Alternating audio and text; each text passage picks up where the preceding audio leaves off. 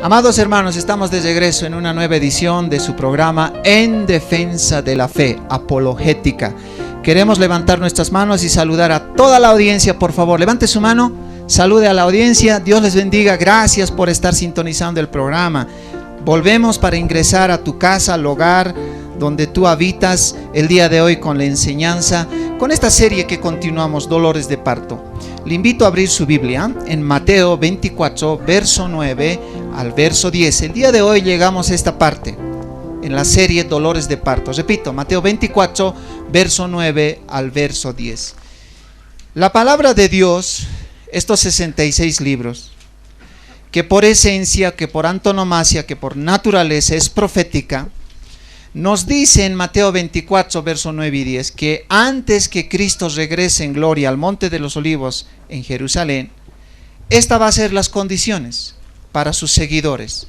Esto es lo que va a pasar a los que creen en Cristo. Mateo 24, verso 9 y 10, ¿qué dice? Escrito está: entonces os entregarán a tribulación y os matarán, y seréis aborrecidos de todas las gentes por causa de mi nombre. Muchos tropezarán entonces y se entregarán unos a otros, y unos a otros se aborrecerán.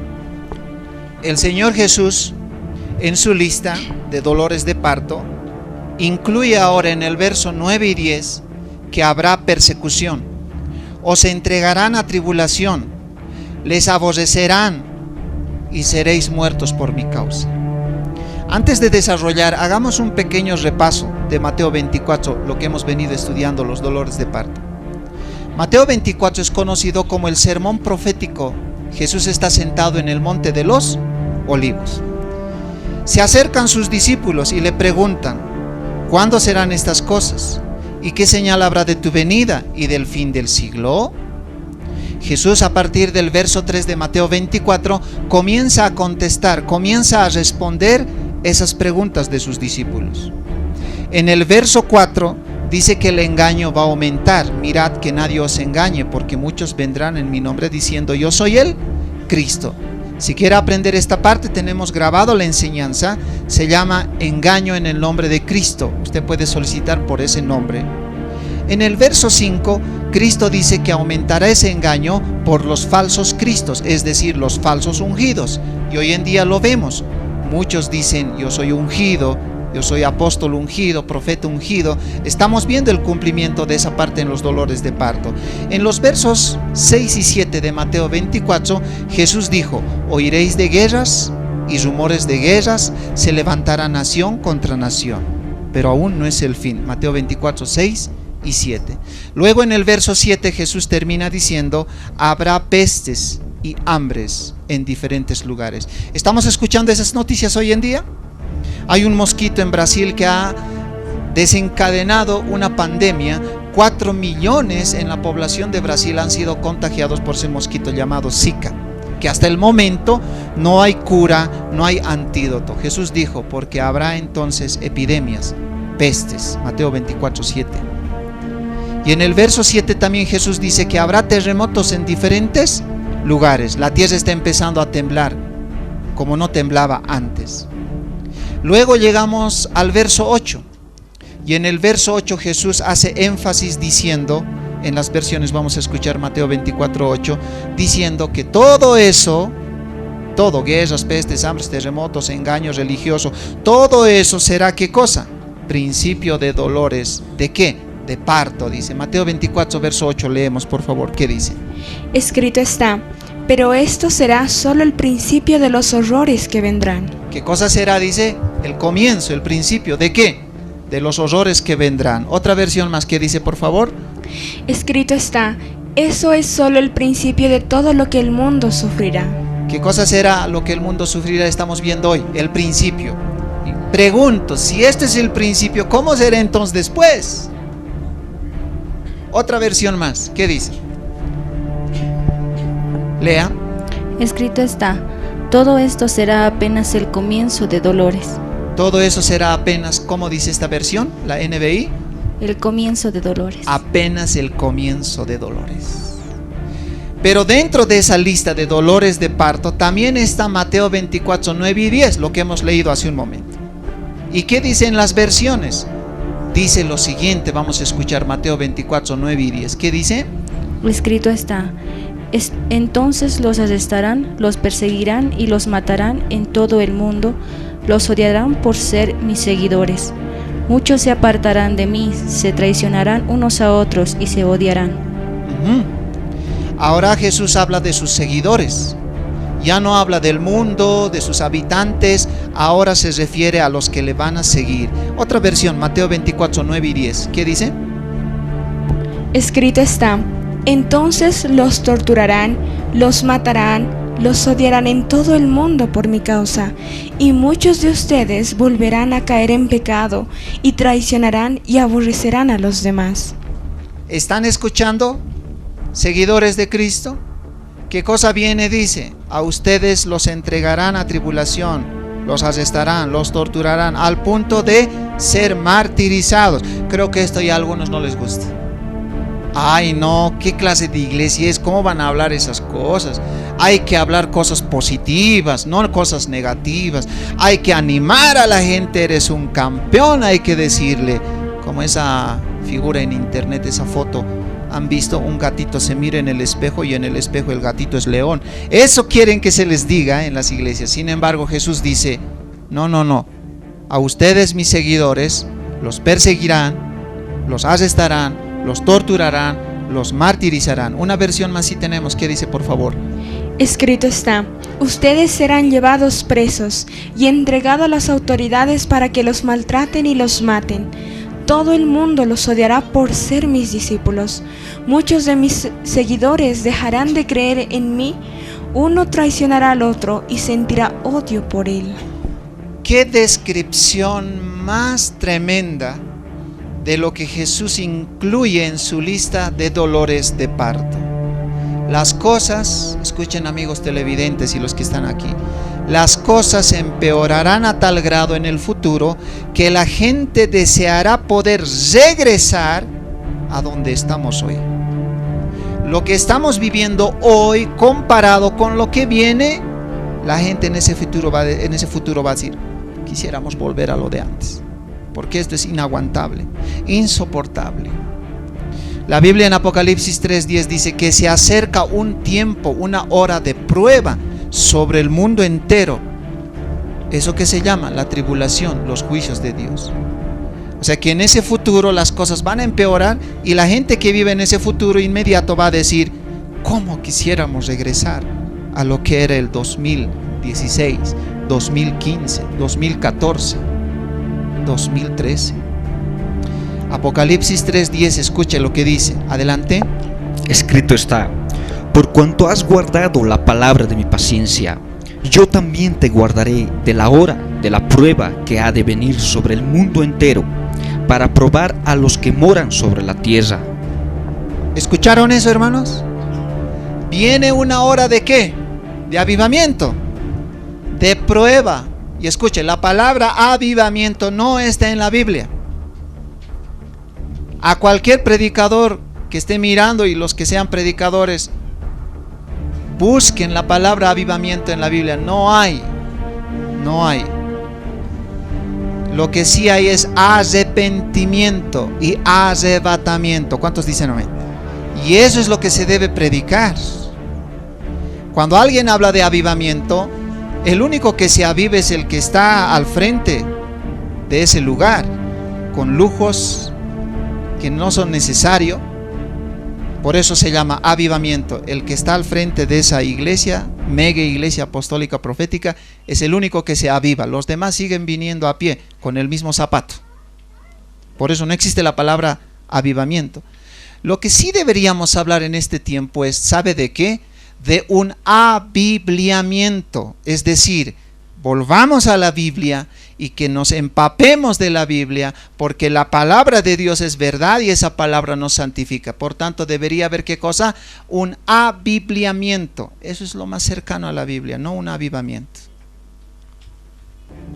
Los creyentes fieles, como hemos leído Mateo 24, 9 y 10, experimentarán una gran prueba personal durante el caminar de la vida cristiana. Eso dice Jesús. Seréis aborrecidos de todas las gentes por causa de mí nombre. Inicialmente esto comenzó con los apóstoles y los primeros cristianos desde el Pentecostés en el siglo I, cuando la iglesia aparece, donde ellos fueron martirizados por causa del nombre del Señor. Hechos capítulo 1, verso 8. Jesús, cuando resucitó al tercer día, ¿qué día resucitó Jesús, hermanos? Al tercer día. Se les apareció a sus discípulos por 40 días predicándoles, hablándoles acerca del reino de Dios. Y les dijo: no salgan de Jerusalén hasta que hayan recibido poder de lo alto, y me seréis testigos en Jerusalén, Samaria y hasta lo último de la tierra. Hechos capítulo 1, 8, lea qué dice. Escrito está: pero recibiréis poder cuando haya venido sobre vosotros el Espíritu Santo, y me seréis testigos en Jerusalén, en toda Judea, en Samaria y hasta lo último de la tierra. ¿Qué cosa Jesús dice a sus seguidores en ese tiempo?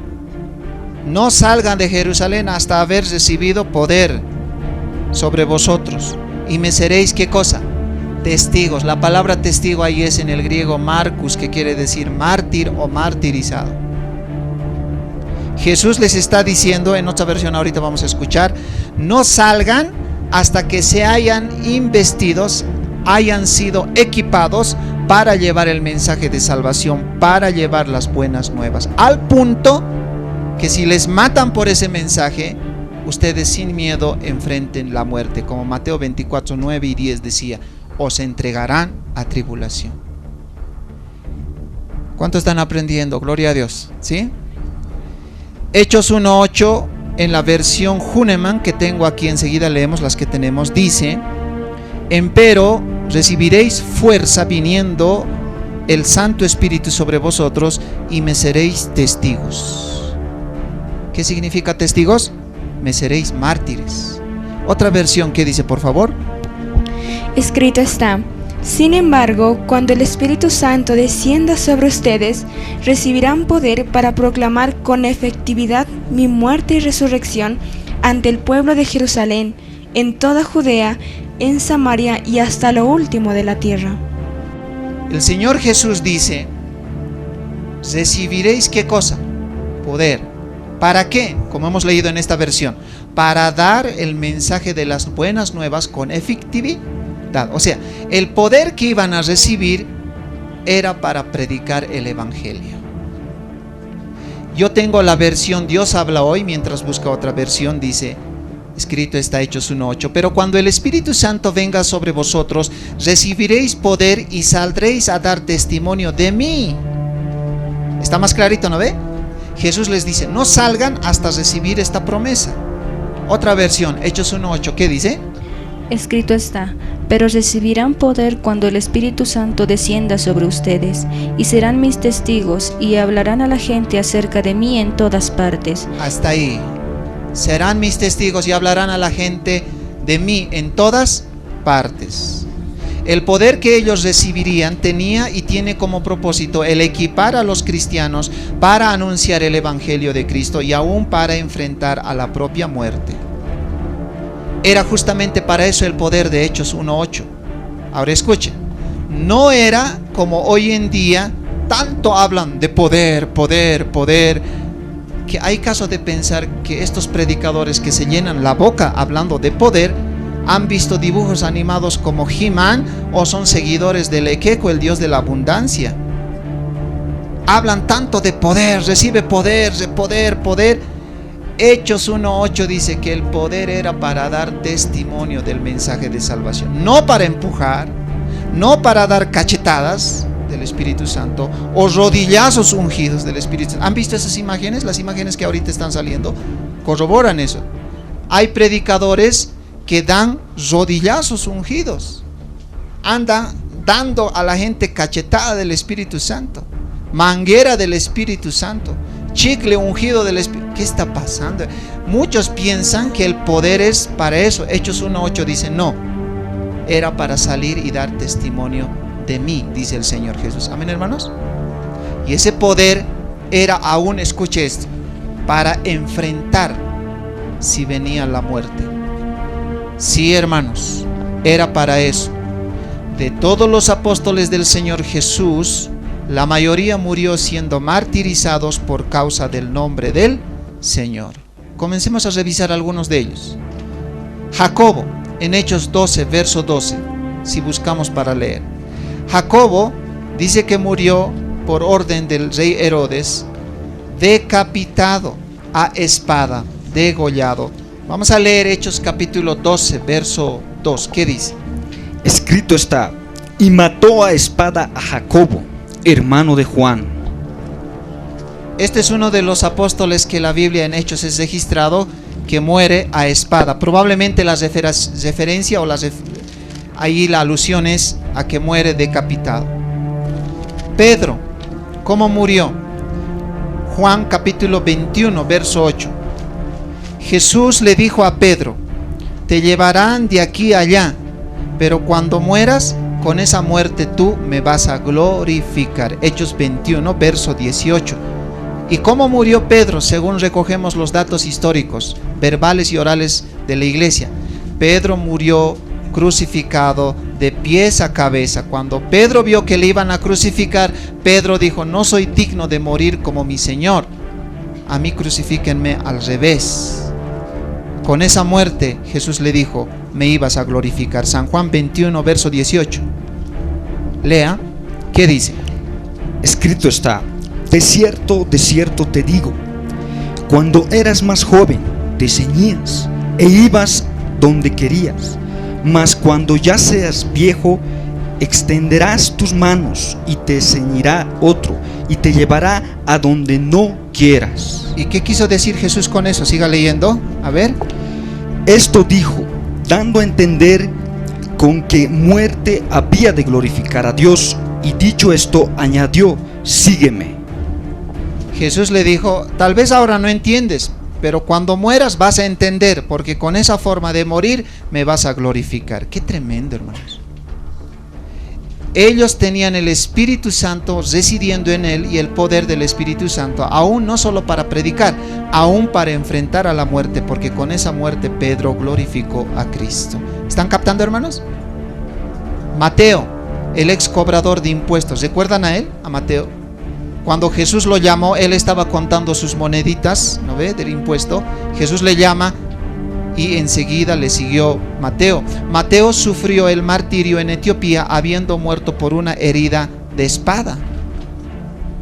Otro, Juan, el discípulo amado, enfrentó el martirio cuando Juan fue lanzado a un enorme caldero de aceite hirviente durante una ola de persecución en Roma. ¿Y sabe? Juan sobrevivió a ese martirio. Salió ileso de esa olla hirviendo en aceite. El emperador renegó tanto, dijo: pero ¿qué pasa si yo quería que muera y este no muere? No se ha hecho chicharrón, sale normal.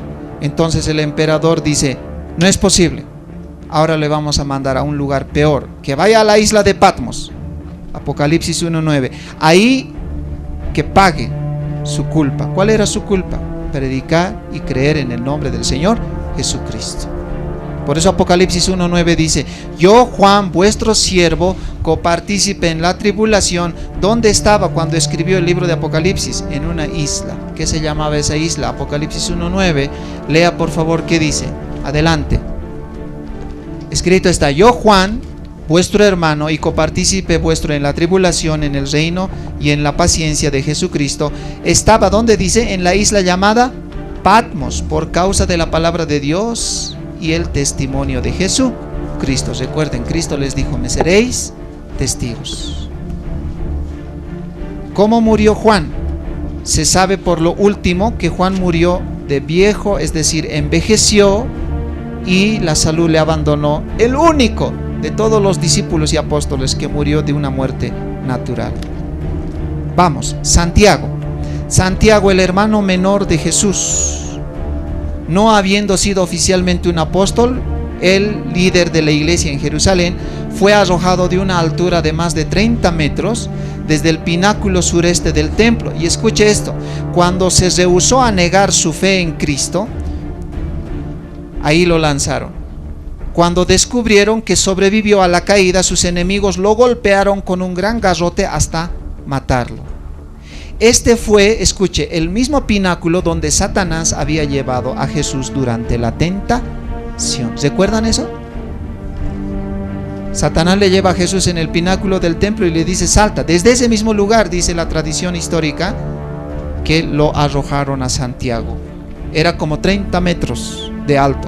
Y cuando vieron que no murió, agarraron un garrote y le partieron en la cabeza. Es increíble, la hazaña, el odio. Jesús había dicho: les van a aborrecer, les van a perseguir.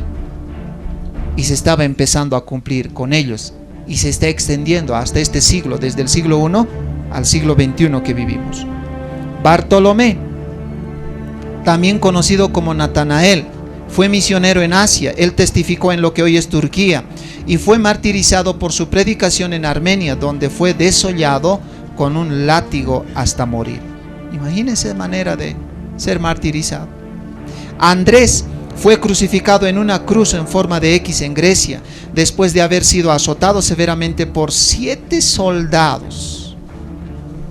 Ellos ataron su cuerpo a la cruz con cuerdas para prolongar su agonía. Escuche esto: los que estaban vivos viéndole morir a Andrés dijeron esto.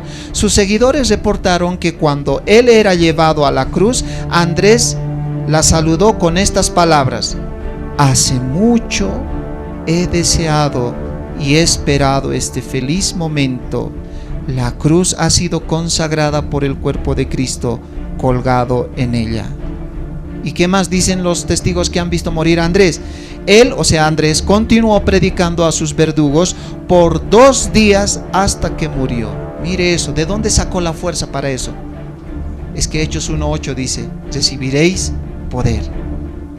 No venía de ellos. Más allá de la fuerza física, el poder residía en el Espíritu de Dios. ¿Qué dijo Andrés? Tanto tiempo esperé este tiempo que ahora me toca participar. Y 2 días siguió predicando en esa condición hasta que murió.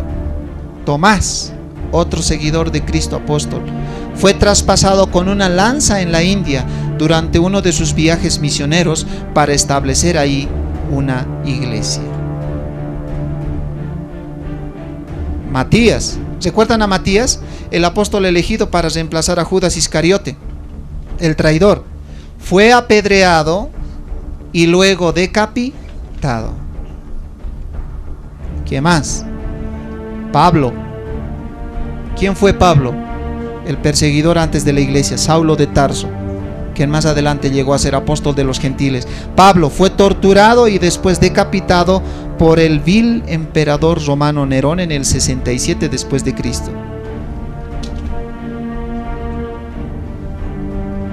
Y por último, penúltimo, Judas, llamado también Leveo o Tadeo, fue crucificado en Edesa, Mesopotamia, el 72 después de Cristo. Y por último, Lucas, el escritor del libro de Hechos y el Evangelio de Lucas, fue ahorcado en Grecia como consecuencia de su tremenda predicación a los perdidos. Toda esta información de cómo murieron los apóstoles es una evidencia de lo que Cristo dijo y se cumplió inicialmente, siguiendo con la muerte de los cristianos de la segunda generación, conocidos como los padres de la iglesia. Y han pasado más de 2000 años y en este siglo XXI se sigue persiguiendo a los cristianos. Mateo 24, 9 y verso 10. ¿O no se sigue persiguiendo a los cristianos hoy en día? ¿Lo decimos nosotros? No, las noticias seculares lo dicen. ¿O no, hermanos? ¿Están atendiendo, por favor? ¿Me está siguiendo los que están mirando? Mateo 24, 9, verso 10, léamelo. ¿Qué dice? Adelante. Escrito está: muchos tropezarán entonces y se entregarán unos a otros. Eso es persecución. ¿Qué más? Y unos a otros se aborrecerán. ¿Qué más? Y muchos falsos profetas se levantarán y engañarán a muchos. Eso lo vamos a desarrollar en la próxima. Dice el texto, por favor leas versión Reina Valera siempre primero, no otra versión. Entonces os entregarán a tribulación, esto es persecución, y os matarán, esto es ser mártir, y seréis aborrecidos de todas las gentes por causa de mi nombre, esto es objeto de intolerancia. Mateo 24, verso 9. ¿Con qué palabras termina el verso 9? Fíjense su Biblia, ¿con qué palabras termina? Y seréis aborrecidos de todas las gentes por causa de mi nombre. Con esas palabras termina el verso 9. Una traducción más literal sería: estaréis siendo odiados por todos. Eso sería una traducción. Ahora quiero que preste atención aquí. Mírenme un rato aquí adelante, y los que están mirando el canal, el programa, dejen de anotar y atiendan esta parte. Escuchen. Las gentes llevarán a cabo una acerba, es decir, una áspera campaña de odio contra los que son fieles al Señor, es decir, contra todos aquellos que siguen a Jesucristo. Si en algo el mundo está unido, es en eso, en odiar a los cristianos, en perseguir a los cristianos. Revisen la historia universal: el comunismo, el nazismo.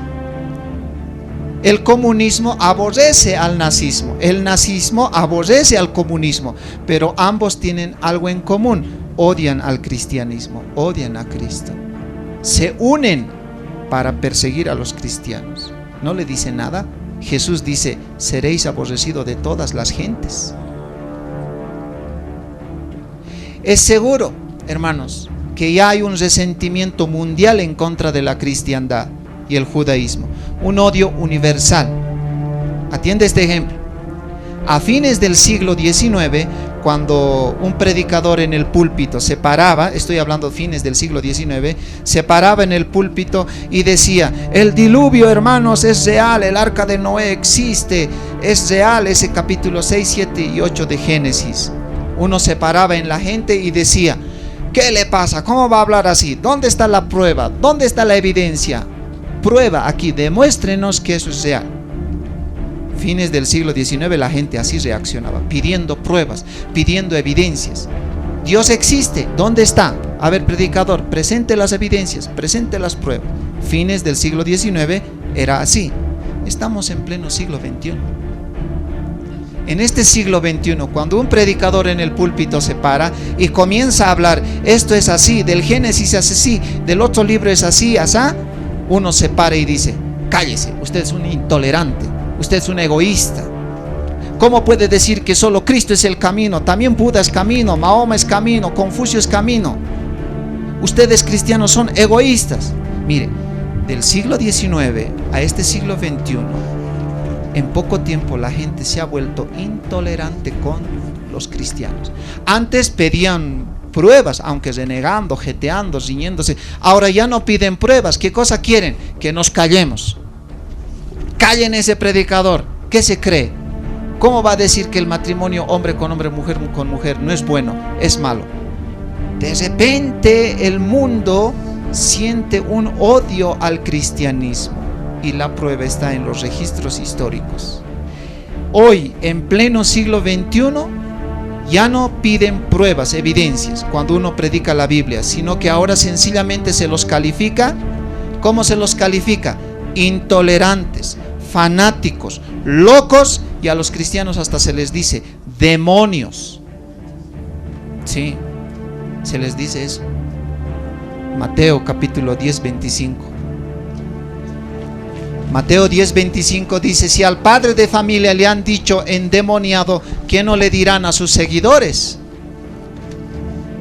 Por eso Jesús dice: y seréis aborrecidos de todas las gentes por causa de mi nombre. Mateo 10:25, lea, ¿qué dice?